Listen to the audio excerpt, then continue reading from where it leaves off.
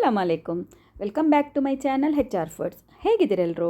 ಇವತ್ತು fruit cake ಹೇಗೆ ಮಾಡೋದಂತ ನಾನು ನಿಮ್ಮ ಜೊತೆ ಶೇರ್ ಮಾಡ್ತೀನಿ. ಅದು ಕೂಡ ಕುಕ್ಕರಲ್ಲಿ ಯಾವ ರೀತಿ ಒಳ್ಳೆ ಸಾಫ್ಟಾಗಿ ಒಳ್ಳೆ ಸ್ಪಾಂಜಿ ಥರ ಇರುವಂತಹ ಕೇಕ್, ಪ್ಲಮ್ ಕೇಕ್ ಹೇಗೆ ಮಾಡೋದಂತ ನಾನು ನಿಮ್ಮ ಜೊತೆ ಶೇರ್ ಮಾಡ್ತೇನೆ. ತುಂಬಾ ಈಸಿ. ಯಾರು ಹೇಳೋದಿಲ್ಲ ನಾವು ಮನೆಯಲ್ಲಿ ಮಾಡಿದ್ದೇವೆ ಇದಂತ. ಬೇಕರಿಯಲ್ಲಿ ತಂದ ಕೇಕಿಗಿಂತ ಅಷ್ಟು ಟೇಸ್ಟ್ ಅಂದರೆ ಅಷ್ಟು ಒಳ್ಳೆ ರೀತಿಯಲ್ಲಿ ಆಗಿರ್ತದೆ.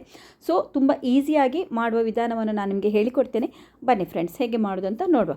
ಫಸ್ಟಿಗೆ ನಾನಿಲ್ಲಿ ಅರ್ಧ ಕಪ್ಪು ದ್ರಾಕ್ಷಿ, ಅರ್ಧ ಕಪ್ಪು ಹಳದಿ ದ್ರಾಕ್ಷಿಯನ್ನು ಇಲ್ಲಿ ತಗೊಂಡಿದ್ದೇನೆ. ನೀವು ಕ್ವಾಂಟಿಟಿ ಹೆಚ್ಚು ಕಮ್ಮಿ ಕೂಡ ಮಾಡ್ಕೊಳ್ಬೋದು.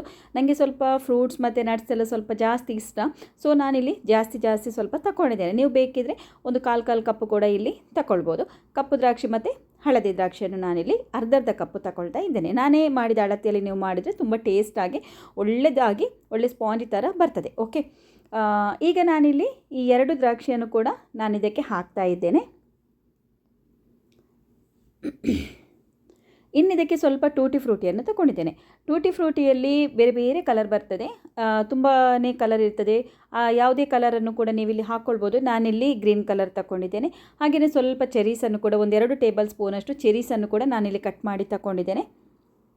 ಇದನ್ನು ಕೂಡ ಇದೇ ಬೌಲಿಗೆ ಹಾಕ್ಕೊಂಡು ಬಿಡುವ. ಇನ್ನು ನಾನಿಲ್ಲಿ ತಗೊಂಡಿರುವಂಥದ್ದು ಸ್ವಲ್ಪ ನಟ್ಸ್. ಈ ನಟ್ಸನ್ನು ನಾನು ನೋಡಿ ತುಂಬ ಸಣ್ಣ ಪೀಸ್ ಮಾಡಲಿಲ್ಲ, ಸ್ವಲ್ಪ ದೊಡ್ಡ ಪೀಸೇ ಮಾಡಿದ್ದೇನೆ. ಹಾಗೆಯೇ ನಾನಿಲ್ಲಿ ಒಂದು ಅರ್ಧ ಕಪ್ಪು ಹಾಕಿದ್ದೇನೆ. ಯಾವುದೆಲ್ಲ ಕ್ಯಾಶ್ಯೂ ನಟ್, ಬಾದಾಮು ಮತ್ತು ವಾಲ್ನಟ್ಟನ್ನು ಹಾಕಿದ್ದೇನೆ. ಈ 3 ಕೂಡ ನಾನು ಅರ್ಧ ಕಪ್ಪು ಹಾಕಿದ್ದೇನೆ. ಈ ನಟ್ಸಲ್ಲಿ ಕೂಡ ನೀವು ಕ್ವಾಂಟಿಟಿ ಕಡಿಮೆ ಕೂಡ ಮಾಡ್ಕೊಳ್ಬೋದು ಫ್ರೆಂಡ್ಸ್. ಓಕೆ, ಸ್ವಲ್ಪ ಬೇಕಿದ್ರೆ ನೀವು ಕಡಿಮೆಯಲ್ಲಿ ಹಾಕ್ಕೊಳ್ಬೋದು. ಇನ್ನಿದಕ್ಕೆ ನಾನು 1 ಕಪ್ಪು ಆರೆಂಜ್ ಜ್ಯೂಸನ್ನು ಇದಕ್ಕೆ ಮಿಕ್ಸ್ ಮಾಡ್ತಾ ಇದ್ದೇನೆ. ಈ ಆರೆಂಜ್ ಜ್ಯೂಸ್ ಈಗ ನಾವು ಸೋಕ್ ಮಾಡಲಿಕ್ಕೆ ಆಗೋದಿಲ್ಲ, ಸಾಕಾಗೋದಿಲ್ಲ ಅಂತ ಜಾಸ್ತಿ ಹಾಕಿದರೆ ಮತ್ತು ನಮಗೆ ಕೇಕ್ ಮಾಡುವಾಗ ಬ್ಯಾಟರ್ ಏನಾಗ್ತದೆ, ನೀರಾಗ್ತದೆ. ಸೊ ನಾನಿಲ್ಲಿ ಹಾಕಿದಂತಹ ಫ್ರೂಟ್ ಮತ್ತು ನಟ್ಸಿಗೆ 1 ಕಪ್ಪು ಆರೆಂಜ್ ಜ್ಯೂಸ್ ಸಾಕು. 2-3 ಸಲ ಇದನ್ನು ಈ ರೀತಿ ಮಿಕ್ಸ್ ಮಾಡಿ 1 ಗಂಟೆ ಇದನ್ನು ಇದೇ ರೀತಿ ಸೋಕ್ ಮಾಡಿ ಬಿಟ್ಟು ಬಿಡುವ, ಸೋಕ್ ಆಗಲಿಕ್ಕೆ ಬಿಟ್ಟು ಬಿಡುವ. ಓಕೆ, ಸ್ವಲ್ಪ ನೆನಿಬೇಕದು ಈ ಆರೆಂಜ್ ಜ್ಯೂಸಲ್ಲಿ. ಇದನ್ನು ಹೀಗೇ ಬಿಟ್ಟು ಬಿಡುವ. ಈಗ ನೆಕ್ಸ್ಟ್ ನೋಡಿ, ಒಂದು 10-12 ಲವಂಗ, ಒಂದು ಸಣ್ಣ ತುಂಡು ಚಕ್ಕೆ, ಹಾಗೆಯೇ ಒಂದು 4 ಏಲಕ್ಕಿ ಇಟ್ಟಿದ್ದೇನೆ. ಇದನ್ನು ನಾವು ಸಣ್ಣ ಮಿಕ್ಸಿ ಜಾರಲ್ಲಿ ಹಾಕಿ ಎಷ್ಟು ಪುಡಿ ಮಾಡಲಿಕ್ಕೆ ಆಗ್ತದೆ ಅಷ್ಟು ನಾವು ಇದನ್ನು ಪುಡಿ ಮಾಡಿ ತೆಗೆದಿಡುವ, ಸೈಡಲ್ಲಿ ಇಟ್ಟುಬಿಡುವ. ಇದನ್ನು ರೋಸ್ಟ್ ಎಲ್ಲ ಮಾಡೋದು ಬೇಡ, ಹಸಿಯಾಗಿಯೇ ಎಷ್ಟು ನಮಗೆ ಪಾಸಿಬಲ್ ಇದೆ ಗ್ರೈಂಡ್ ಮಾಡಿ ಸಣ್ಣ ಮಾಡಲಿಕ್ಕೆ ಅಷ್ಟು ಮಾಡಿದರೆ ಸಾಕು. ಇನ್ನು ನಾನು ಗ್ಯಾಸಲ್ಲಿ ಒಂದು ಕಡಾಯಿ ಇಟ್ಟಿದ್ದೇನೆ. ಆ ಕಡಾಯಿಗೆ ನೋಡಿ ಅರ್ಧ ಕಪ್ಪು ನಾನಿಲ್ಲಿ ಇದು ಶುಗರನ್ನು ಹಾಕ್ತಾ ಇದ್ದೇನೆ. ಶುಗರ್ ಹಾಕಿ ಸ್ವಲ್ಪ ಈ ರೀತಿ ಸ್ಪ್ರೆಡ್ ಮಾಡ್ತಾ ಇದ್ದೇನೆ. ಮತ್ತು ಇದನ್ನು ಲೋ ಫ್ಲೇಮಲ್ಲೇ ಮಾಡಬೇಕು. ಹೈ ಫ್ಲೇಮಲ್ಲಿ ಮಾಡಲಿಕ್ಕೆ ಹೋದರೆ ಕಪ್ಪಾಗ್ಬೋದು, ಟೇಸ್ಟ್ ಡಿಫ್ರೆಂಟ್ ಬರ್ಬೋದು. ಸ್ವಲ್ಪ ಸ್ಪ್ರೆಡ್ ಮಾಡಿದರೆ ಸ್ವಲ್ಪ ಬೇಗನೆ ಇಲ್ಲಿ ಮೆಲ್ಟ್ ಆಗ್ತದೆ ಅಂತೇಳಿ ಸ್ವಲ್ಪ ಸ್ಪ್ರೆಡ್ ಮಾಡಿದ್ದೇನೆ ನಾನು. ಸ್ವಲ್ಪ ಸ್ಪ್ರೆಡ್ ಮಾಡಿ ಆದ ನಂತರ 1-2-3 ನಿಮಿಷದ ನಂತರ ಏನಾಗ್ತದೆ, ಸ್ವಲ್ಪ ಮೆಲ್ಟ್ ಆಗ್ತಾ ಬರ್ತದೆ. ನಮಗೆ ಅಂದಾಜಾಗ್ತದೆ. ಮೀಡಿಯಮ್ ಫ್ಲೇಮ್, ಲೋ ಫ್ಲೇಮಲ್ಲೇ ಮಾಡಿ, ಹೈ ಫ್ಲೇಮ್ ಮಾಡಲಿಕ್ಕೆ ಹೋಗಬೇಡಿ ಫ್ರೆಂಡ್ಸ್. ಓಕೆ, ನೋಡಿ ಮಧ್ಯದಲ್ಲಿ ನೋಡಿ ನೀರಾಗ್ತಾ ಇದೆ, ಇಲ್ಲಿ ಮೆಲ್ಟ್ ಆಗ್ತಾ ಇದೆ ಇಲ್ಲಿ ಸಕ್ಕರೆ ನೋಡಿ ಅಂತೆ. ಇಷ್ಟ ಆಗುವಾಗ ನಾವು ಇದನ್ನು ಚೆನ್ನಾಗಿ ಮಿಕ್ಸ್ ಮಾಡ್ತಾ ಬರುವಾಗ ಏನಾಗ್ತದೆ, ಸಕ್ಕರೆ ಎಲ್ಲ ಗಟ್ಟಿ ಥರ ಆಗ್ತದೆ. ನಮಗೆ ಗಟ್ಟಿ ಆದರೆ ಏನಿದು ಗಟ್ಟಿ ಆಯಿತು, ನೀರಾಗೋದಿಲ್ವಾ ಅಂತ ಹೇಳಿ ಏನು ಟೆನ್ಷನ್ ಮಾಡಬೇಕಂತ ಏನಿಲ್ಲ.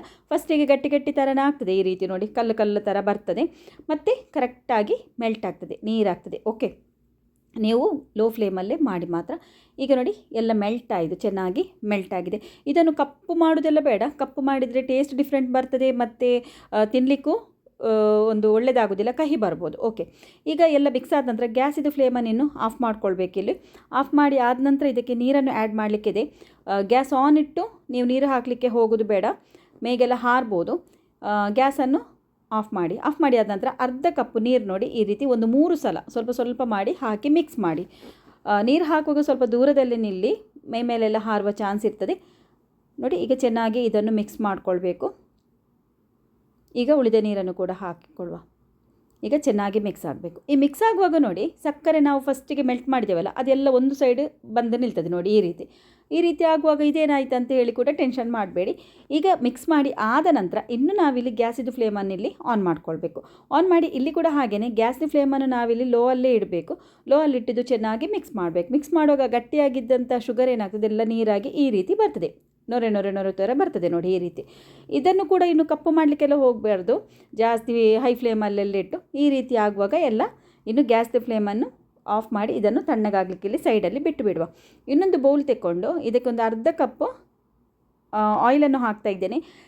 ಕೊಕೊನಟ್ ಆಯಿಲನ್ನು ತಗೊಳ್ಬೇಡಿ, ಸ್ಮೆಲ್ ಇಲ್ಲದಂಥ ಆಯಿಲ್, ಅಂದರೆ ಯಾವುದೇ ಒಂದು ಸನ್ಫ್ಲವರ್ ಆಯಿಲನ್ನು ನೀವು ಇಲ್ಲಿ ತಗೊಳ್ಬೋದು. ಅದೇ ಅರ್ಧ ಕಪ್ಪು ಹಾಲನ್ನು ಹಾಕ್ತಾ ಇದ್ದೇನೆ ನೋಡಿ. ಅರ್ಧ ಕಪ್ಪು ಆಯಿಲ್ ಹಾಕಿದ್ದೇನೆ, ಅರ್ಧ ಕಪ್ ಇಲ್ಲಿ ನಾನು ಹಾಲನ್ನು ಕೂಡ ಇಲ್ಲಿ ಆ್ಯಡ್ ಮಾಡಿದ್ದೇನೆ. ಇನ್ನಿದನ್ನು ಚೆನ್ನಾಗಿ ಮಿಕ್ಸ್ ಮಾಡಬೇಕು. ಹಾಲು ಮತ್ತು ಆಯಿಲ್ ಉಂಟಲ್ವ ಚೆನ್ನಾಗಿ ಮಿಕ್ಸ್ ಆಗಬೇಕು, ಒಂದು ಕ್ರೀಮ್ ಥರ ಬರಬೇಕು, ಅಲ್ಲಿ ತನಕ ಮಿಕ್ಸ್ ಮಾಡಬೇಕು ನಾವಿದನ್ನು. ಓಕೆ, ಈಗ ನೀವು ನೋಡ್ಬೋದು ಒಳ್ಳೆ ರೀತಿ ಮಿಕ್ಸ್ ಆಗಿದೆ, ಒಳ್ಳೆ ಕ್ರೀಮ್ ಥರ ಆಗಿದೆ ನೋಡಿ. ಈ ರೀತಿ ಆಗಬೇಕಿಲ್ಲಿ. ಈ ರೀತಿ ಆಗದಿದ್ದರೆ ನೀವು ಮೈದಾ ಎಲ್ಲ ಇನ್ನು ಮಿಕ್ಸ್ ಮಾಡಬಾರ್ದು. ಚೆನ್ನಾಗಿ ಆದ ನಂತರನೇ ಮೈದಾ ಮಿಕ್ಸ್ ಮಾಡಬೇಕು. ಈಗ ಒಂದು ಸ್ಟ್ರೇನಲ್ಲಿಟ್ಟು 1 ಕಪ್ಪು ಇದಕ್ಕೆ ನಾನು ಮೈದಾ ಹಾಕ್ತಾ ಇದ್ದೇನೆ. ಇಲ್ಲಿ ನಾನು ಹಾಕುವ ವಸ್ತು ಕರೆಕ್ಟಾಗಿ ನೋಡ್ಕೊಳ್ಳಿ, ಮಿಸ್ ಮಾಡ್ಕೊಳ್ಬೇಡಿ ಯಾವುದು ಕೂಡ. 1 ಕಪ್ಪು ಮೈದಾ, 1/4 ಟೀ ಸ್ಪೂನ್ ನಾನಿಲ್ಲಿ ಬೇಕಿಂಗ್ ಸೋಡಾ ಆ್ಯಡ್ ಮಾಡ್ತಾ ಇದ್ದೇನೆ. Okay, 1/4 teaspoon baking soda. ಈಗ ನೆಕ್ಸ್ಟ್ ನಾನು ಹಾಕ್ತಿರುವಂಥದ್ದು baking powder 1 teaspoon. Okay, 1/4 teaspoon baking soda, 1 teaspoon ಇಲ್ಲಿ ನಾನು ಹಾಕಿದ್ದು ಬೇಕಿಂಗ್ ಪೌಡರ್, ಪಿಂಚಷ್ಟು ಸಾಲ್ಟ್ ಹಾಕಿದ್ದೇನೆ. ಮತ್ತು ನಾವು ಏಲಕ್ಕಿ, ಲವಂಗ ಮತ್ತು ಚಕ್ಕೆ ಇದನ್ನು ಪುಡಿ ಮಾಡಿದ್ದೇವಲ್ಲ ಆ ಪುಡಿ ಅದನ್ನು ಕೂಡ ಇದಕ್ಕೆ ಹಾಕ್ಕೊಂಡಿದ್ದೇನೆ. ಹಾಕ್ಕೊಂಡು ಚೆನ್ನಾಗಿ ಈ ರೀತಿ ಸ್ಪ್ರೆಡ್ ಮಾಡಿಕೊಳ್ಳುವ. Okay, next 1 teaspoon vanilla ಎಸೆನ್ಸನ್ನು ಕೂಡ ಇಲ್ಲಿ ಆ್ಯಡ್ ಮಾಡ್ತಾ ಇದ್ದೇನೆ, ಒಳ್ಳೆ ಸ್ಮೆಲ್ಲಿಗೆ. ಓಕೆ, ವೆನಿಲಾ ಎಸೆನ್ಸ್ ಇದು ನಾನು ಹಾಕಿದಂಥದ್ದು. ಇನ್ನು ಚೆನ್ನಾಗಿ ಇದನ್ನು ಮಿಕ್ಸ್ ಮಾಡಿಕೊಳ್ಬೇಕು. ನಾವು ಹಾಕಿದಂತಹ ಪುಡಿ ಐಟಮ್ ಹಾಗೆಯೇ ಎಣ್ಣೆ, ಹಾಲು ಇದನ್ನು ಚೆನ್ನಾಗಿ ಮಿಕ್ಸ್ ಮಾಡಿಕೊಳ್ಬೇಕು. ಇದೆಲ್ಲ ಮಿಕ್ಸ್ ಆಗಿ ಗಟ್ಟಿಯಾಗಿದೆ ಅಂತ ಅನಿಸ್ತದೆ ನಮಗೆ. ಇನ್ನು ಸ್ವಲ್ಪ ನೀರು ಆ್ಯಡ್ ಮಾಡಬೇಕಂತ ಅನಿಸುವಾಗ ಇದಕ್ಕೆ ನಾವು ಶುಗರನ್ನು ಇಲ್ಲಿ ನಾವು ಮೆಲ್ಟ್ ಮಾಡಿಟ್ಟಿದ್ದೇವಲ್ಲ ಅದನ್ನು ಇದಕ್ಕೆ ಹಾಕ್ಕೊಳ್ಳುವ. ಈಗ ನಿಮಗೆ ಸ್ವೀಟ್ ಜಾಸ್ತಿ ಬೇಕಂತಿದ್ದರೆ, ತುಂಬ ಸ್ವೀಟ್ ಇಷ್ಟ ಅಂತಿದ್ದವರು ಸ್ವಲ್ಪ ಸಕ್ಕರೆ ಬೇಕಿದ್ರೆ ನೀವು ಜಾಸ್ತಿ ಇಲ್ಲಿ ಹಾಕಿ ಮೆಲ್ಟ್ ಮಾಡ್ಕೊಳ್ಬೋದು. ನಾನಿದು ತುಂಬ ಸ್ವೀಟ್ ಕೂಡಲ್ಲ, ತುಂಬ ಚಪ್ಪೆ ಕೂಡಲ್ಲ, ಮೀಡಿಯಮ್ ಆಗಿ ಮಾಡ್ತಾ ಇದ್ದೇನೆ ಈ ಕೇಕ್. ಓಕೆ, ಈಗ ಇದನ್ನು ಕೂಡ ಒಳ್ಳೆ ರೀತಿಯಲ್ಲಿ ಮಿಕ್ಸ್ ಮಾಡಿಕೊಳ್ಳುವ.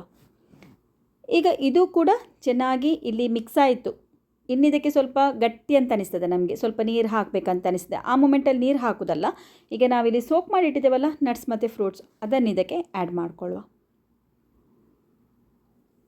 ಓಕೆ, ಇದನ್ನು ಕೂಡ ಚೆನ್ನಾಗಿ ಮಿಕ್ಸ್ ಮಾಡುವ. ಒಳ್ಳೆ ರೀತಿಯಲ್ಲಿ ಮಿಕ್ಸ್ ಮಾಡಬೇಕು, ಆದರೆ ಸ್ಪೀಡ್ ಮಾಡಬಾರ್ದು, ಸ್ಲೋ ಆಗಿ ಇದನ್ನು ಮಿಕ್ಸ್ ಮಾಡಿಕೊಳ್ಬೇಕು ಫ್ರೆಂಡ್ಸ್. ಓಕೆ, ಈ ರೀತಿ ನೋಡಿ, ಹೀಗೆ ಚೆನ್ನಾಗಿ ಮಿಕ್ಸ್ ಆಯಿತು, ಕರೆಕ್ಟಾಗಿ ಆಗಿದೆ ಇದು. ಇನ್ನು ನಿಮಗೆ ಸ್ವಲ್ಪ ಗಟ್ಟಿ ಆಗಿದೆ ಅಂತ ಅನಿಸಿದರೆ ಬೇಕಿದ್ರೆ ಸ್ವಲ್ಪ ಹಾಲನ್ನು ಆ್ಯಡ್ ಮಾಡ್ಬೋದು, ಇಲ್ಲಾಂದರೆ ಬೇಡ, ಸಾಕು ಇಷ್ಟೇ. ಇನ್ನು ಒಂದು ಕುಕ್ಕರ್ ತಗೊಂಡು ಅದಕ್ಕೆ ಸ್ವಲ್ಪ ಆಯಿಲನ್ನು ಹಾಕಿ ನಾನು ಫುಲ್ಲು ಸುತ್ತಮುತ್ತ ಅದಕ್ಕೆ ನಾನು ಸ್ಪ್ರೆಡ್ ಮಾಡ್ತಾ ಇದ್ದೇನೆ. ಯಾಕಂದರೆ ಈ ಕೇಕ್ ಇನ್ನು ಅಂಟಿ ಹಿಡ್ಕೊಳ್ಳೋದು ಬೇಡ ಅಂತ. ಬಟರ್ ಪೇಪರ್ ಇದ್ದರೆ ಅದನ್ನು ಕೂಡ ನೀವಿಲ್ಲಿ ಹಾಕ್ಕೊಳ್ಬೋದು. ಇನ್ನು ಈ ನಾವು ಮಿಕ್ಸ್ ಮಾಡಿಟ್ಟ ಬ್ಯಾಟರ್ ಉಂಟಲ್ವ ಕೇಕಿದು, ಅದನ್ನು ಈ ಕುಕ್ಕರಿಗೆ ಹಾಕ್ಕೊಳ್ಳುವ. ಹಾಕಿ ಅದನ್ನು ಟ್ಯಾಪ್ ಮಾಡೋದು ಅದೆಲ್ಲ ಏನು ಬೇಕಾಗಿಲ್ಲ, ಹಾಕಿದರೆ ಸಾಕು. ಇನ್ನು ಇದಕ್ಕೆ ಇದರ ಮೇಲಿಂದ ನಟ್ಸ್ ಮತ್ತು ಫ್ರೂಟ್ಸನ್ನು ಸ್ವಲ್ಪ ಹಾಕಿ ಸ್ಪ್ರೆಡ್ ಮಾಡಿಕೊಳ್ಬೇಕು. ಆದರೆ ಇದು ಬೇಯುವಾಗ ಏನಾಗ್ತದೆ ಗೊತ್ತುಂಟ, ನಾವು ಹಾಕಿದಂಥ ನಟ್ಸ್ ಮತ್ತು ನಾವು ಯಾವುದು ಟೂಟಿ ಫ್ರೂಟಿ ಎಲ್ಲ ಹಾಕಿರ್ತೀವಲ್ಲ ಅದು ಏನಾಗ್ತದೆ ಕೆಳಗಡೆ ಹೋಗಿರ್ತದೆ, ಮೇಲೆ ಚೆನ್ನಾಗಿ ಬರುವುದಿಲ್ಲ, ಕಾಣುವುದಿಲ್ಲ. ಆವಾಗ ನಾವು ಏನು ಮಾಡ್ಕೊಳ್ಳುವ, ಇದು ಕುಕ್ ಆಗ್ತಾ ಇರ್ತದಲ್ವ ಗ್ಯಾಸಲ್ಲಿ, ಆವಾಗ ಮಧ್ಯದಲ್ಲಿ ಒಂದು ಸಲ ಓಪನ್ ಮಾಡಿ ನೋಡಿ ಸ್ವಲ್ಪ ಅದು ಗಟ್ಟಿಯಾಗಿದೆ ಅಂತ ಅನಿಸುವಾಗ ಆಮೇಲೆ ಅದರ ಮೇಲೆ ಪುನಃ ಸ್ವಲ್ಪ ನಟ್ಸ್ ಮತ್ತು ಫ್ರೂಟ್ಸನ್ನು ಹಾಕಿ ಸ್ಪ್ರೆಡ್ ಮಾಡಿಕೊಳ್ಬೇಕು. ಹಾಗೆ ಹಾಕಿದರೆ ಮಾತ್ರ ಚೆನ್ನಾಗಿ ನಮಗೆ ಕೇಕಿನ ಮೇಲೆ ಒಳ್ಳೆ ಚಂದ ಫ್ರೂಟ್ಸ್ ಮತ್ತು ನಟ್ಸ್ ಎಲ್ಲ ನಿಲ್ತದೆ. ಓಕೆ, ಇಲ್ಲಾಂದರೆ ಬರೋದಿಲ್ಲ. ಅದೇ ರೀತಿ ಮಾಡ್ಕೊಳ್ಳಿ. ಈಗ ಕುಕ್ಕರಿದ್ದು ಮುಚ್ಚಳದ್ದು ಬೆಲ್ಟ್ ತೆಗಿಬೇಕು, ಹಾಗೆಯೇ ವಿಷಲ್ ಕೂಡ ಇಲ್ಲಿ ತೆಗಿಬೇಕು. ತೆಗೆದು ಈ ರೀತಿ ಕ್ಲೋಸ್ ಮಾಡಬೇಕು ಲಿಡ್ಡನ್ನು. ಓಕೆ, ಆಮೇಲೆ ಗ್ಯಾಸಿನ ಮೇಲೆ ನಾನು ಇದು ಯೂಸ್ ಮಾಡದೇ ಇರುವಂತಹ ಒಂದು ಪ್ಯಾನ್ ಇದು, ಇದರ ಕೋಟಿಂಗ್ ಎಲ್ಲ ಹೋಗಿದೆ, ನಾನು ಇದು ಯೂಸ್ ಮಾಡೋದಿಲ್ಲ. ಆ ಪ್ಯಾನಿದು ಮೇಲೆ ನಾನು ಲೋ ಫ್ಲೇಮಲ್ಲಿ ಈ ಕುಕ್ಕರನ್ನು ಇಟ್ಟಿದ್ದೇನೆ. ಹೈ ಫ್ಲೇಮ್ ಮಾಡಬಾರ್ದು, ಲೋ ಫ್ಲೇಮಲ್ಲಿ ಇದನ್ನು 45ರಿಂದ 50 ನಿಮಿಷ ಇದನ್ನು ನಾವು ಕುಕ್ ಮಾಡಿಕೊಳ್ಬೇಕು. ನಾನು ಹೇಳಿದಾಗೆ ಮಧ್ಯದಲ್ಲಿ ಒಮ್ಮೆ ಲಿಡ್ ಓಪನ್ ಮಾಡಿ ಸ್ವಲ್ಪ ಗಟ್ಟಿಯಾದ ನಂತರ ಅದರ ಮೇಲೆ ನಟ್ಸ್ ಮತ್ತು ಫ್ರೂಟ್ಸನ್ನು ಸ್ಪ್ರೆಡ್ ಮಾಡ್ಕೊಳ್ಳಿ. ಮತ್ತು ಇನ್ನೊಂದು ಸಲ ಓಪನ್ ಮಾಡಿ ನೋಡಿ ಆಗಿದೆ ಅಂತ ಹೇಳಿ. ಆಗಲಿಲ್ಲ ಅಂದರೆ ಇನ್ನೊಂದು ಸಲ ಬೇಯಿಸ್ಬೋದು. ಟೋಟಲ್ ನಮಗೆ 50 ನಿಮಿಷ ಸಾಕು, 45ರಿಂದ 50 ನಿಮಿಷ ಸಾಕಾಗ್ತದೆ. ಈಗ ನಾನು 50 ಮಿನಿಟ್ ನಂತರ ನಾನು ನಿಮಗೆ ತೋರಿಸ್ತೇನೆ ಫ್ರೆಂಡ್ಸ್. ಈಗ ನೋಡಿ 50 ಮಿನಿಟ್ ಆಯಿತು. ಈಗ ನಾನು ಇದರ ಲಿಡ್ಡನ್ನು ಓಪನ್ ಮಾಡಿ ತೋರಿಸ್ತೇನೆ ನೋಡಿ. ಒಂದು ಸ್ಟಿಕ್ ಇದ್ದರೆ ಅದನ್ನು ಈ ರೀತಿ ಹಾಕಿ ಅದಕ್ಕೆ ಅಂಟಿ ಹಿಡಿದಿದಂತಾದರೆ ಈ ಕೇಕ್ ಇನ್ನೂ ಕೂಡ ಕುಕ್ ಆಗಲಿಕ್ಕೆ ಬಾಕಿ ಇದೆ ಅಂತ ಹೇಳಿ ಅರ್ಥ.